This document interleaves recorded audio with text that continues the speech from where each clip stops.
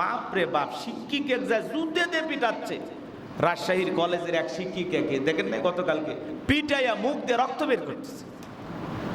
কি গরম নেতা, কি গরম শিক্ষিকা, মায়ের জাতি, তারে স্যান্ডেল পিটা করলো।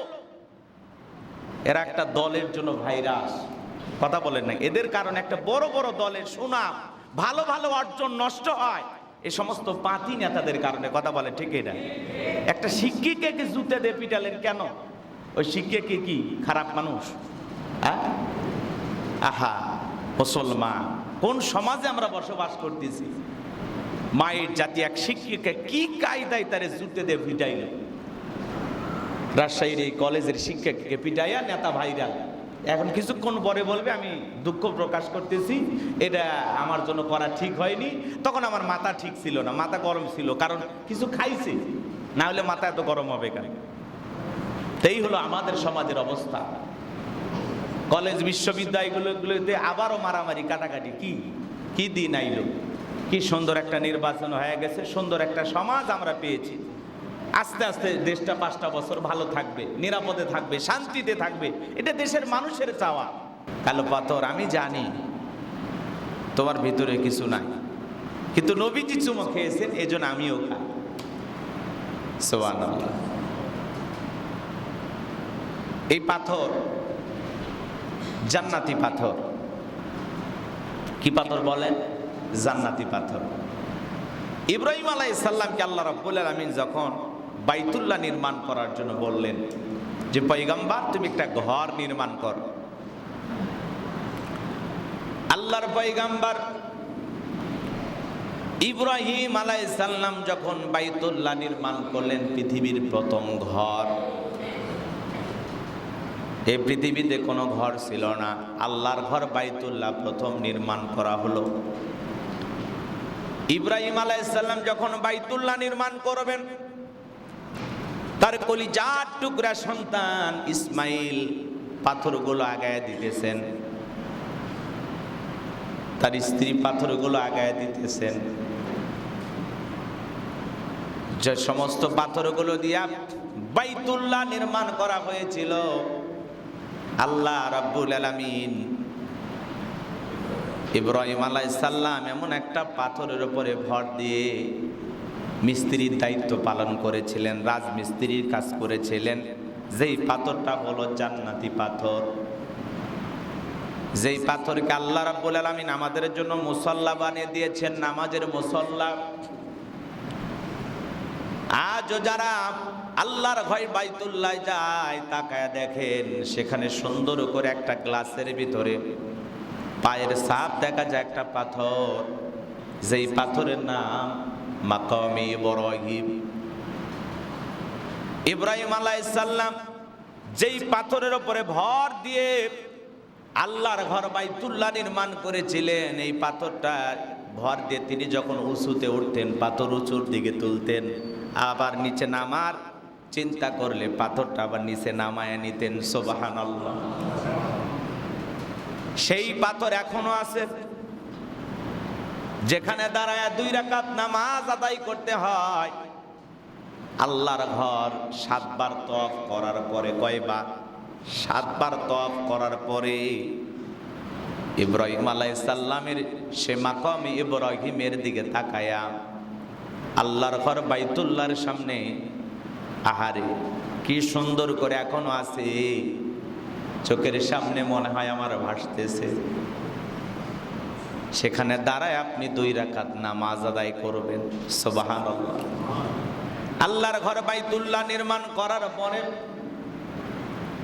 কিছু পাথর অবশিষ্ট থাকলো।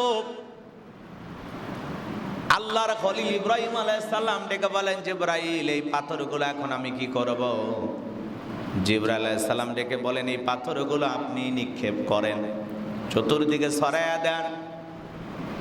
ইব্রাহিম আলাইহিস সালাম বাইতুল্লাহ নির্মাণ করার পরে যে অবশিষ্ট পাথরগুলো পৃথিবীর জমিনের দিকে ছুঁড়ে মেরেছেন, সেই পাথরগুলোকে আল্লাহ রাব্বুল আলামিন পৃথিবীর যেই যেই স্থানগুলোতে পড়েছে, সেই স্থানগুলোতে আল্লাহ তাআলার ঘর মসজিদ নির্মাণ হয়েছে। বলুন সুবহানাল্লাহ।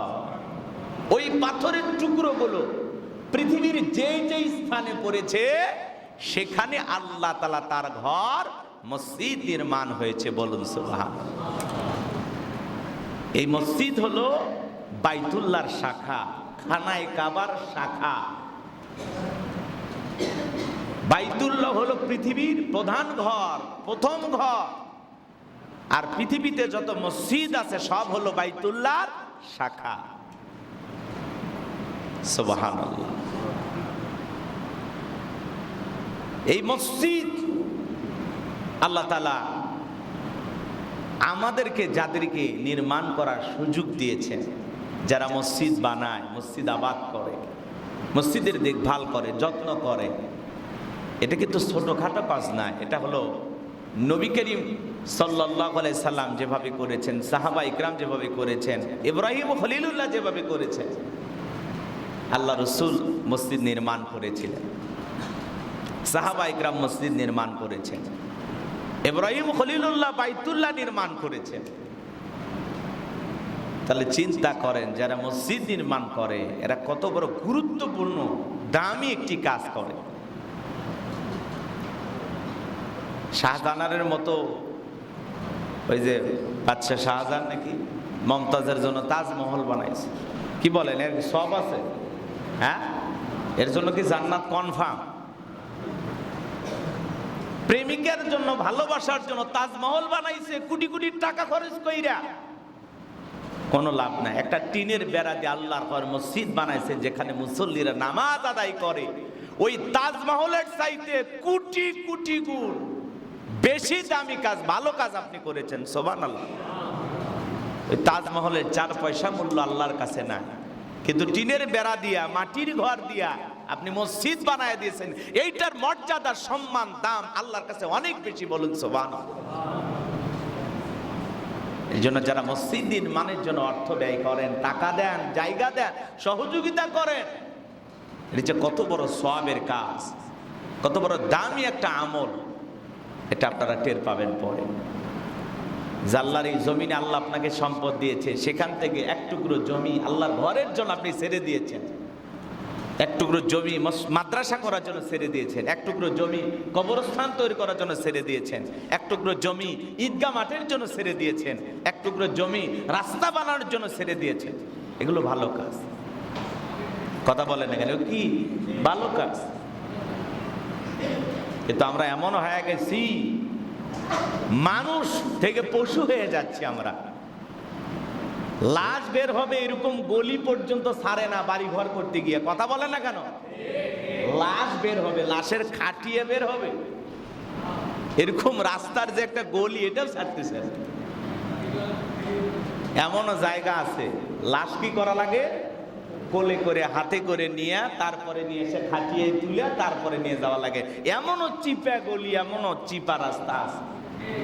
তবে আপনাদের এই এলাকায় নাই, এগুলো ভারতে হয় বেশি। চিন্তা করেন, বাড়িঘর বানাইছে, তুমি একটু ছাড়ো ভাই, আমি একটু ছাড়ি, দুইজন মিলে এমন একটা জায়গা ছাড়ি যাতে একটা ভ্যান যায়, একটা মানুষ চলাচল করতে পারে, একটা গাড়ি ঘোড়া যায়, এতে তো আপনারই ভালো। দুনিয়া কয়দিনের, কয়দিন থাকবেন? সামান্য হাফ ইঞ্চি, আধা হাত জায়গার জন্য মারামারি করে নেয়, পাগল পারা হয়ে যায়।